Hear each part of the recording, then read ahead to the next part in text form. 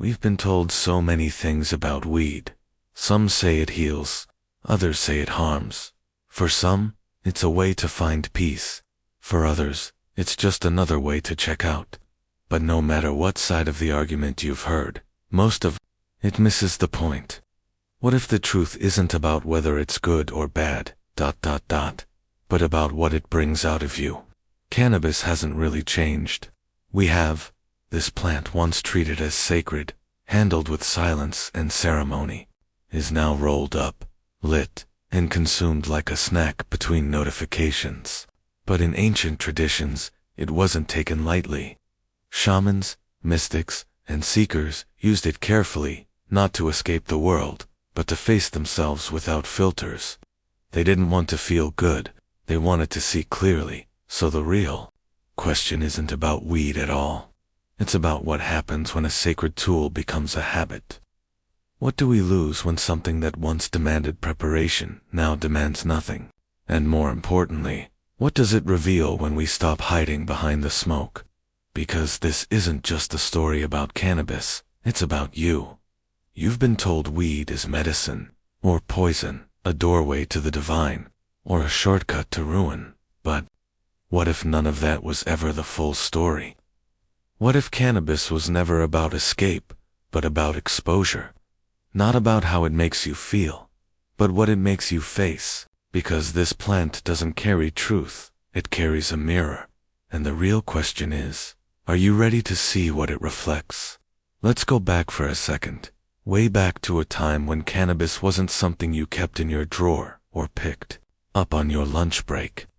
It wasn't about relaxation, or fun, or getting through a bad day. It was serious, sacred, a bridge between worlds. In places like ancient India, cannabis was offered to Shiva, the god of destruction, yes, but also transformation. People didn't light up to chill, they lit up to tear down illusions, to strip away everything that wasn't real. For them, smoking wasn't a routine, it was a ritual, a moment to face themselves, ego and all. Same with Sufi mystics. They weren't chasing a buzz, they were chasing God. But even then, they knew the danger. Rumi warned, sometimes intoxication can look like awakening, but it leaves the soul untouched. That's the catch. This plant doesn't hand out truth. It amplifies whatever you bring to it. And yet, somehow, we've forgotten all that now. Weed is a lifestyle, a brand, a mood, sold in shiny packaging with just enough spiritual sparkle to feel deep, but not enough to challenge anything real. What used to require fasting, silence, and prayer now comes in pre-rolls with a QR code. This video isn't about banning weed or glorifying it. It's not about picking a side. It's about something deeper. What does cannabis actually do to us emotionally, mentally, spiritually, when no one's there to guide the experience? When ritual is gone, and all that's left is routine. Because the real power of cannabis has nothing to do with how it makes you feel, and everything to do with what it shows you. And sometimes, what it shows is the one thing we've been avoiding all along. The forgotten sacredness. How ancient cultures used cannabis spiritually before. Cannabis was sold in glass jars or hyped in playlists. It was offered to gods, not to relax, not to feel better, but to destroy illusion. The question isn't what happened to the plant. The real question is what happened to us. Before it became mainstream, cannabis was never casual. In ancient cultures, it wasn't something you lit up to pass the time. It was something you prepared for. With fasting, with prayer, with silence. Not because people were superstitious, but because they understood something we've mostly forgotten. Cannabis was powerful, and power needs structure. In India, cannabis was sacred. It wasn't about getting high, it was about letting go. Devotees of Shiva didn't smoke to feel better. They smoked to dissolve their ego, to kill the illusion of self. The chillum wasn't just a pipe, it was a spiritual tool. Every inhale was part of a ceremony, every exhale an offering. In Taoist alchemy, it was mixed with herbs to fine-tune perception, not dull it. It helped them see subtle energy, awaken silence inside the body, and enter dreamlike states that weren't about fantasy, they were about truth. Real insight, they believed, comes only when the mind is quiet, and the plant helped with that, but only if you were ready.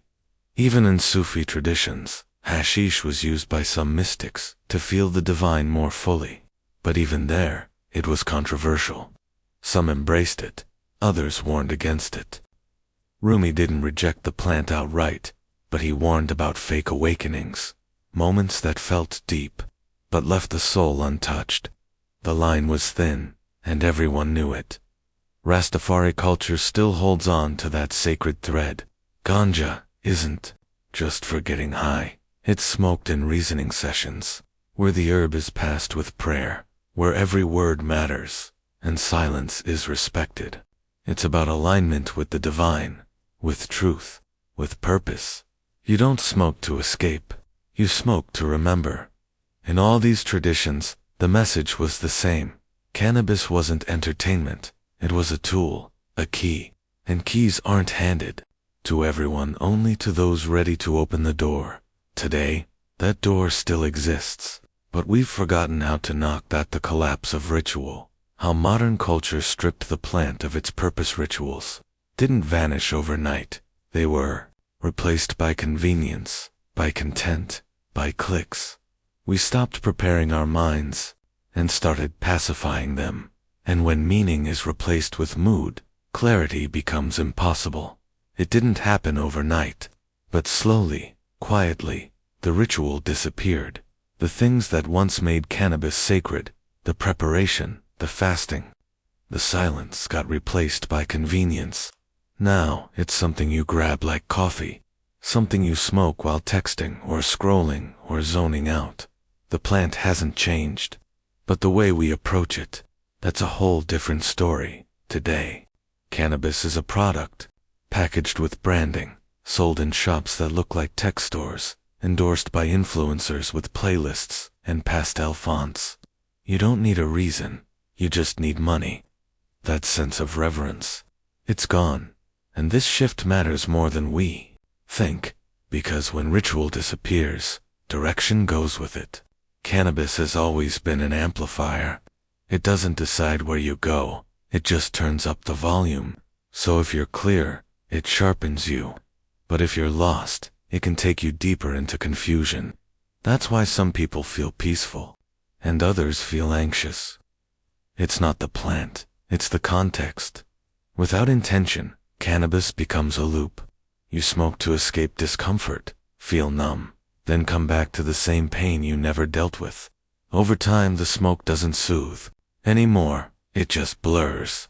What used to be a doorway becomes a distraction. What was once sacred becomes an empty habit. And the real danger, you don't even notice it happening. You start calling that fog clarity. You confuse the pause for peace. You tell yourself the plant is helping, when really, it's just covering up the noise. The rituals of the past weren't just for show. They were structured. They helped prepare the mind to face itself. Without them, cannabis becomes too much, too fast, with no container to hold the experience. And when that container breaks, the meaning spills out. Cannabis as mirror, why the plant reveals, not heals. The plant didn't make you anxious. It just turned off the noise long enough for you to hear. It thought this isn't a bad trip. It's the first honest conversation you've had with yourself in a long time. A lot of people think cannabis causes anxiety. But what if it doesn't? What if it just shows you the anxiety you were already carrying? This is where things get uncomfortable and real. Because the plant doesn't create anything new. It simply turns up the volume on what's already inside you.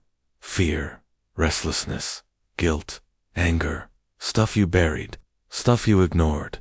Cannabis doesn't make it go away. It brings it to the surface. Think about that feeling when your heart races, your thoughts spiral, and suddenly everything feels a little too raw.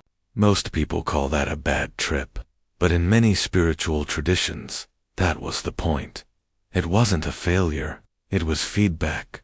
In mystical psychology, This moment is sacred. When the ego slips, and all your inner noise rushes forward, that's the beginning of real growth. But only if you stay with it.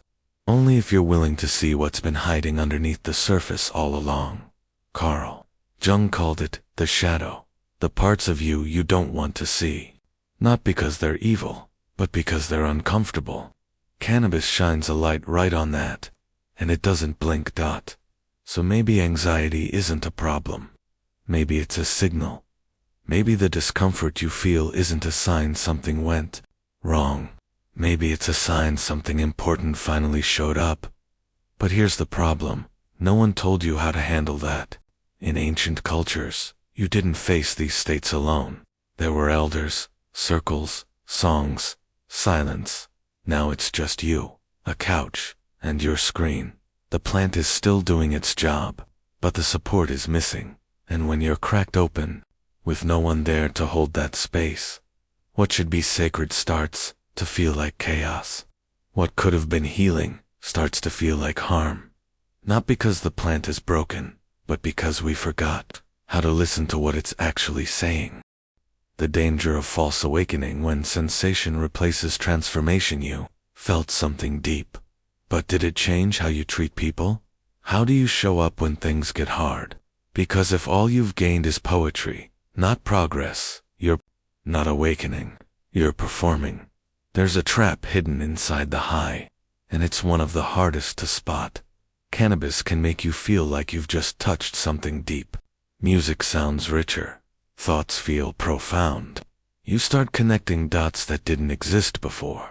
You write things down that seem like revelations, and maybe they are. But here's the question nobody wants to ask.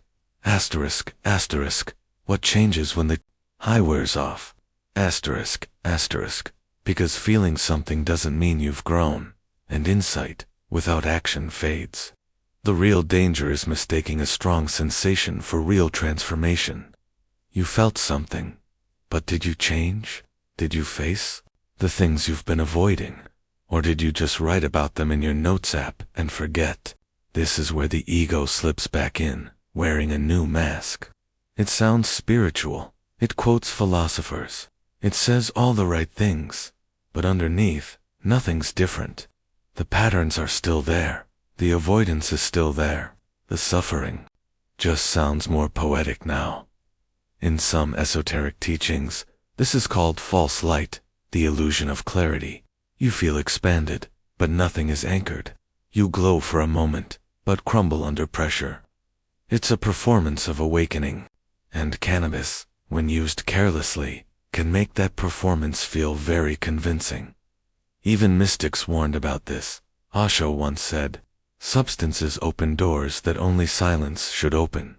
Not because they don't work, but because they can't hold the door open for you. Only discipline can do that. Only intention. Only the truth. You can chase highs your whole life and still avoid yourself. You can smoke every day and still never see clearly. Not because the plant failed, but because you stopped at the feeling. You never asked what that feeling required from you. So the real danger, it's not the smoke, it's the story you build around it. The one that says, because I felt something, I must have changed. But real change doesn't need to shout. It shows up in the silence, in how you live after the ritual ends. That subtle body, how cannabis affects your energy field. What if the part of you that gets high isn't your mind, it's your field, your energy, your emotional landscape? Because cannabis doesn't just touch thoughts, it touches everything you carry. We talk a lot about what cannabis does to the mind, but rarely about what it does to the space around the mind. There's something deeper than thoughts. Call it your energy, your field, your emotional layer. Whatever name you give it, it's real. You feel it when you walk into a room and sense tension before anyone speaks. You feel it when someone looks calm on the outside, but you know they're not okay. That space, the invisible one, is where cannabis really does its work. And here's the truth. Cannabis doesn't ask for permission before stepping in. If your inner world is calm, the plant can amplify that peace. But if your energy is noisy, chaotic, or blocked, it turns that up too. That's why some people feel intuitive and clear, while others spiral, feel drained, or even emotionally raw. Same plant, different energy. In energy healing, this is called field disruption. Not in a negative sense, but as a warning. Cannabis can make you more sensitive, more open. But without grounding, that sensitivity becomes overwhelming. You're like a radio picking up every signal, but none of it is clear. Think of your energy like a musical instrument. If it's in tune, cannabis draws out a beautiful tone. But if it's out of tune, dusty, tight, misaligned, the sound is off. And the more you play it, the more unpleasant it becomes. Not because of the bow, but because the instrument wasn't ready. This is why spiritual practices like breathwork, silence, fasting, and prayer aren't just rituals. They're preparation. They clean the instrument before it's played. They stabilize your field before you open yourself up. Without that, the plant amplifies confusion. It makes inner noise feel like wisdom, and you start reacting to every sensation as if it's sacred, when really, it's just static. So when people say cannabis helps them feel more, the better question is, asterisk, asterisk, more of what? Asterisk, asterisk, more clarity. Or just more stimulation. Because feeling more doesn't always mean you're seeing more. Sometimes, it just means your filters are gone, and everything is coming through at once. And unless you've cleared your space first, that everything can become too much. The myth of intention. Why good vibes? Aren't enough good intentions don't clear energy? Saying you're ready doesn't mean you are. Because the plant doesn't care what you meant to do. It reacts to what's already there. You've probably heard this one before. It's all about intention. And sure, that sounds nice. Set your intention, light the joint, and let the plant do the rest. But here's the hard truth. Intention isn't always enough. Because your words might say you're seeking clarity, but your energy could be carrying avoidance. You might say you're trying to grow, but deep down, you're just trying to escape. And cannabis doesn't listen to what you say. It listens to what you carry. This is where many people get stuck. They mean well.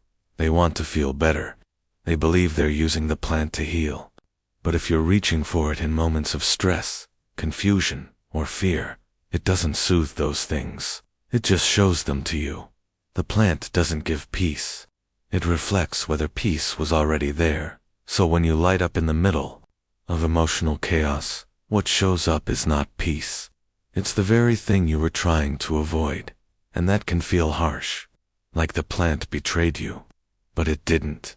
It simply held up a mirror. And you didn't like what you saw. Ancient cultures knew this. That's why preparation wasn't optional. It was the asterisk ritual. Itself asterisk, fasting, cleansing, chanting, grounding the nervous system. They weren't trying to earn the plant's power. They were stabilizing themselves so they could handle it. Because cannabis isn't soft. It's not a comfort blanket. It's a spotlight dot, and if your system isn't ready, that light exposes more than it heals. That's why it's not about whether your intentions are good. It's about whether your state, your inner environment, is asterisk clear enough to receive asterisk what the plant reveals. Intention alone can open the door, but it's your energy that decides what walks through. Integration over intensity, the true path beyond the high. The insight isn't the prize. The application is if your life stays the same after the high, what did you really gain? Feeling something is easy. Living like it matters. That's the actual work. Here's something we don't hear enough. The high isn't the point. It's just the opening scene, not the story. You can have the most powerful experience, feel like you touched the edge of the universe. But if it doesn't shape how you live after the feeling fades, what was it really? This is what so many people miss. Cannabis might give you insight. It might even show you a part of yourself you've never seen before. But unless that insight becomes action, it just floats away. You wake up the next day and fall back into the same habits, same distractions, same reactions. And that's the real test, not what happens while you're high, but what happens when you're not. Do you show up in your relationships differently? Do you face discomfort instead of numbing it? Do you slow down when things get hard? Or do you reach for the next hit? Because, without reflection, the experience becomes a loop. You start chasing the feeling instead of doing the work. You start needing the plant to feel present instead of learning how to be present on your own. And over time, the high becomes less of a gift and more of a crutch. Ancient teachings never worshipped the feeling. They used it as a compass, not a destination. They understood that *** awakening doesn't come from what you see ***. It comes from how you respond to what you see. That's integration. It's not as glamorous, it's not as loud, but it's where transformation actually happens. It's in how you speak to someone who hurt you. It's in how you stay patient when life feels boring. It's in how you carry truth into the mundane, not just the mystical. Because real growth doesn't live in the smoke.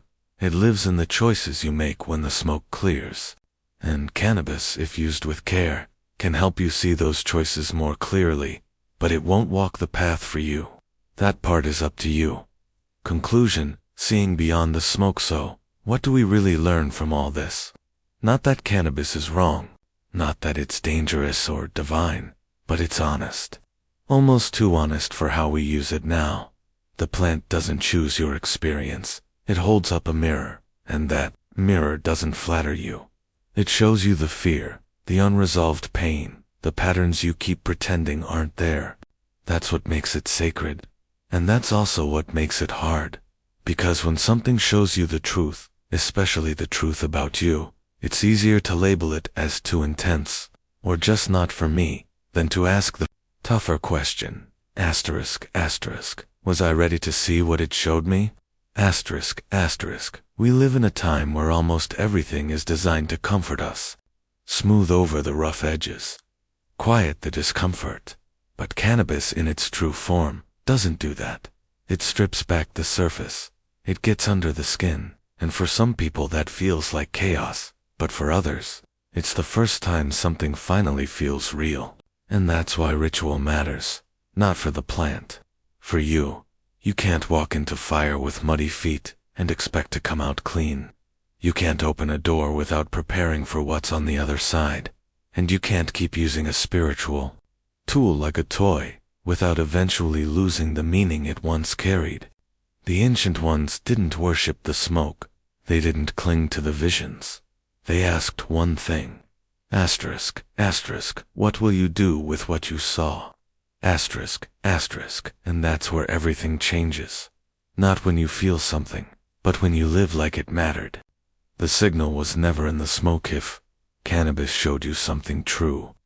Don't let it fade with the high, because the message wasn't in the smoke hip, was in what came after. You were never meant to stay inside the feeling. You were meant to return to life with your eyes open. Calm, clear, real. So now, ask yourself, not what the plant gave you, but what you're willing to become because of it. If you made it this far, you already know this video wasn't just about cannabis. It was about intention. It was about presence. It was about whether you're truly listening not to the plant, but to yourself. Cannabis doesn't carry wisdom.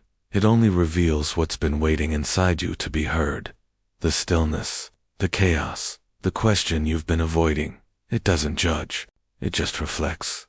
And in a world that teaches us to numb discomfort, to reach for stimulation every time things get quiet, that kind of reflection can feel brutal.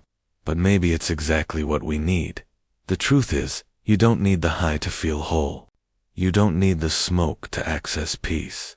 And you were never meant to stay in the altered state. You were meant to bring something back from it. So ask yourself now, are you using the plant as a tool, or as an escape? Are you walking through the door, or just standing in it, chasing the same feeling over and over? Because the plant can't walk the path for you. It can only show you where you're standing, and when the high fades, when the silence returns, That's when your real work begins. So if this resonated, if something in you understood it, not just with the mind, but with the gut, asterisk, asterisk, say it below. Asterisk, asterisk, not for clicks, not for clout, just type, asterisk, asterisk, I understood it. Asterisk, asterisk, because some messages aren't meant to be liked. They're meant to be remembered.